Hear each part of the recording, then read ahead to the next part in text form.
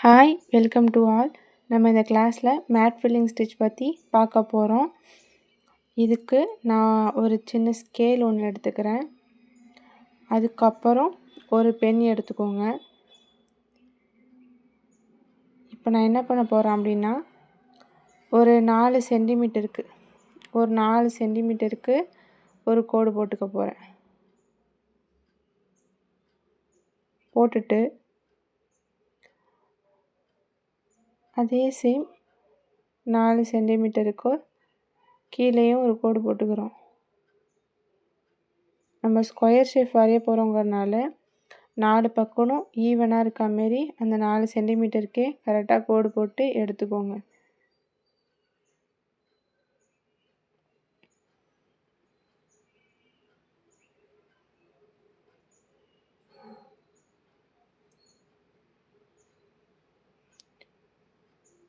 இப்போ 4 பக்கமும் அதே 4 சென்டிமீட்டருக்கு நம்ம ஒரு ஸ்கொயர் ஷேப்பு கரெக்டாக வரைஞ்சி எடுத்தாச்சு.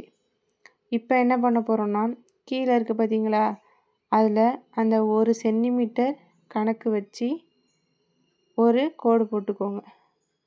ஓகேவா? இந்த இடத்துல 4 மீட்டர் இருக்கா, அதனால் அதை விட்டுருங்க. இப்போ நீட்டாக ஒரு கோடு போட்டுக்கோங்க.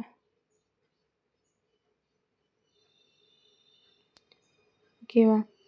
கோடு போட்டுட்டு இப்போ இந்த நம்மளோட லெஃப்ட் சைடு இருக்குது பார்த்தீங்களா, அந்த சைடில் இப்போ நான் என்ன பண்ண போகிறேன் அப்படின்னா, அதே சேம் தான், ஒரு சென்டிமீட்டருக்கும் அளவு வச்சு கரெக்டாக கோடு போட்டு எடுத்துக்கோங்க. இப்போ நம்ம என்னென்னா ஃபுல்லாக போடக்கூடாது. ஃபஸ்ட்டு அந்த பிரிச்சுருக்கோம்ல, அந்த இடத்துல மட்டும் அந்த 1 சென்டிமீட்டர் கணக்கு வச்சுருக்கோம்ல, அந்த இடத்துட்ட கரெக்டாக கோடு போட்டு ட்ரா பண்ணிக்கோங்க. இப்போ இந்த 2வதுக்கு இது இருக்குது பார்த்தீங்களா, அதில் என்ன பண்ண போகிறோன்னா, இந்த போட்ட இதோட சென்டரில் கரெக்டாக கணக்கு பண்ணி அங்கே கோடு ட்ரா பண்ணிக்கோங்க.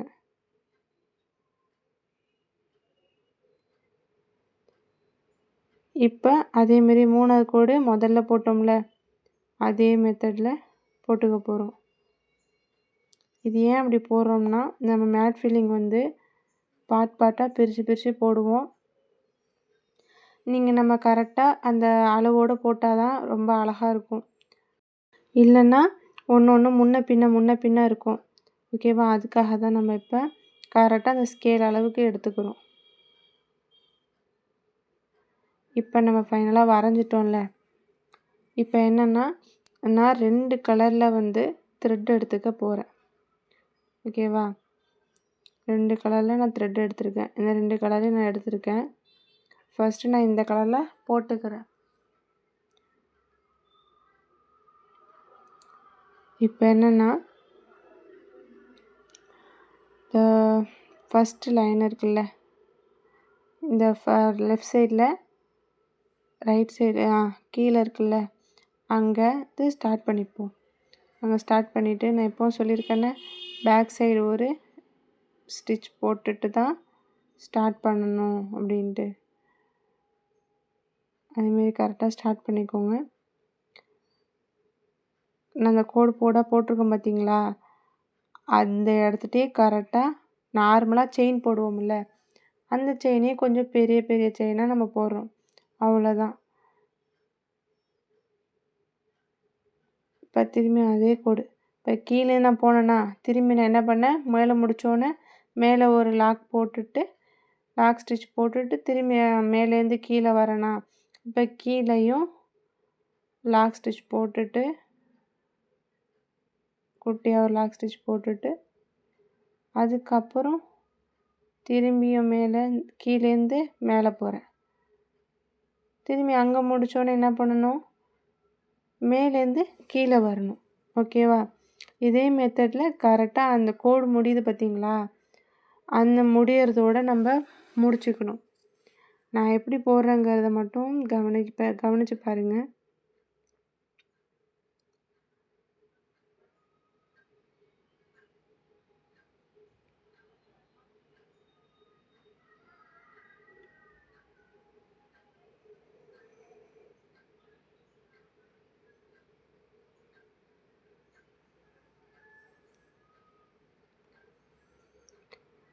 இதில் மோஸ்ட்லி உங்களுக்கு டவுட் இருக்காதுன்னு நினைக்கிறேன்.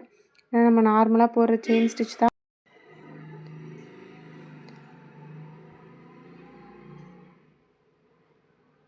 இது மேட் ஃபில்லிங் ஸ்டிச்சு. இது ரொம்பவும் இம்பார்ட்டண்டான ஸ்டிச்சு. அதனால் இதை வந்து நல்லா ப்ராக்டிஸ் பண்ணிக்கோங்க.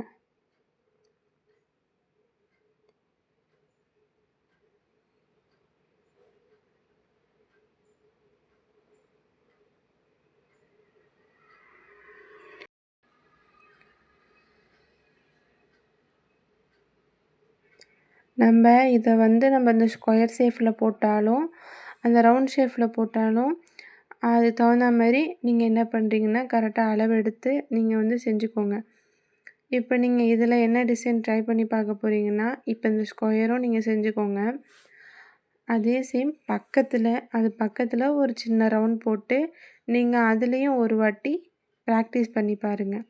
ஏன்னா ஸ்கொயரில் இப்போ சொல்லி கொடுத்தாச்சு. ஸ்கொயரில் மட்டும் நீங்கள் போட்டு ப்ராக்டிஸ் பண்ணிங்கன்னா அந்த ரவுண்ட் ஷேப்லாம் போடணுன்னா அதில் உங்களுக்கு ரொம்ப கஷ்டமாக இருக்கும்.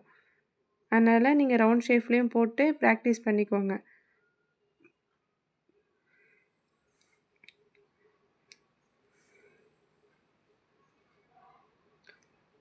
ரவுண்ட் ஷேப்னால் ஒரு பேங்கிள் சைஸுக்கோ இல்லை நீங்களாக ஒரு ரவுண்ட் ஷேப் நார்மலாகவே நீங்கள் வரைஞ்சாலும் ஓகே தான். அதே சேம் வந்து அளவு வச்சு ஸ்கேல் வச்சு அளவு வச்சு நீங்கள் அதுலேயும் ப்ராக்டிஸ் பண்ணிக்கோங்க.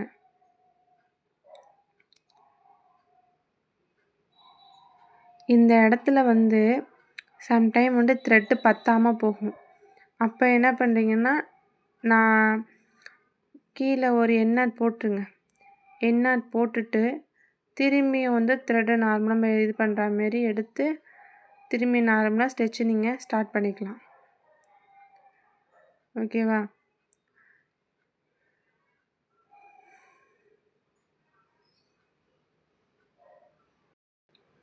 இப்போ வந்து நம்ம ஃபைனலாக முடிச்சிட்டோம். ஒரு பகுதி நம்ம வந்து முடிச்சிட்டோம். இப்போ நம்ம வேறு கலரில் த்ரெட்டு எடுத்து பண்ண போகிறோம். அதனால் அந்த இடத்துல ஒரு எண்ணாட் போட்டுருங்க. போட்டுட்டு நான் இப்போ இன்னொரு கலரில் த்ரெட் எடுத்துருந்தேன் பார்த்தீங்களா, பிங்க் கலரா? பிங்க் கலரில் அந்த த்ரெட்டை எடுத்துக்கிட்டு இப்போ நான் திரும்பி என்ன பண்ணுறோம், கீழேருந்து நம்ம ஸ்டார்ட் பண்ண போகிறோம். இப்போ சேம் மெத்தட் கீழே ஸ்டார்ட் பண்ணும்போது கீழே ஒரு லாக் ஸ்டிச் போட்டுட்டு ஸ்டார்ட் பண்ணிக்கலாம். கீழேருந்து ஒரு இழுத்து லாக் ஸ்டிச் போடுறோமா, போட்டுட்டு இப்போ என்ன பண்ணுறோன்னா அந்த மார்க் பண்ணியிருக்கோம்ல அதே மார்க் பண்ணதில் நம்ம ஸ்டிச் போட்டுக்கிட்டே வரப்போகிறோம். ஓகேவா? போன இதில் என்ன பண்ணோம், அந்த ஒரு இதுவும் நம்ம கரெக்டாக ட்ரா பண்ணி வச்சுருக்கோம்ல அந்த இதில் ஸ்டிச் போடணும். ஓகேங்களா? இதுதான் வந்து மேட் ஃபில்லிங்கு. இதுக்காக தான் நம்ம வந்து கரெக்டாக நம்ம வந்து ஸ்கேல் வச்சு நம்ம வந்து அளவு எடுத்தோம்ல, இதுக்கு தான்.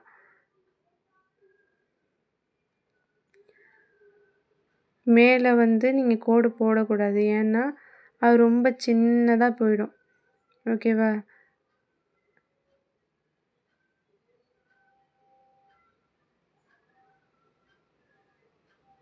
கரெக்டாக அதுலேயே ட்ரா பண்ணி ஸ்டிச் போட்டு எடுத்துக்கோங்க. இது ரொம்ப ஈஸியான ஸ்டிச் தான். நம்ம கரெக்டாக அந்த அளவு எடுத்து போட்டால் நல்லா அழகாக இருக்கும். நம்ம அளவு இல்லாமல் நம்ம இஷ்டத்துக்கு நம்ம வந்து ட்ரா பண்ணி எடுத்தோம்னா அது ஒரு பர்ஃபெக்டாக இருக்காத மாரி இருக்கும்.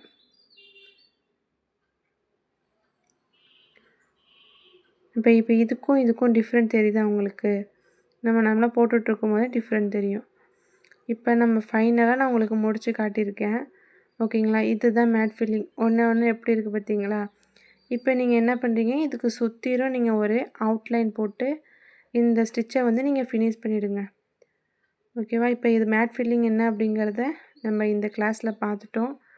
நம்ம நெக்ஸ்ட்டு ஸ்டிச் என்னங்கிறத வேறு கிளாஸில் பார்ப்போம். தேங்க்யூ.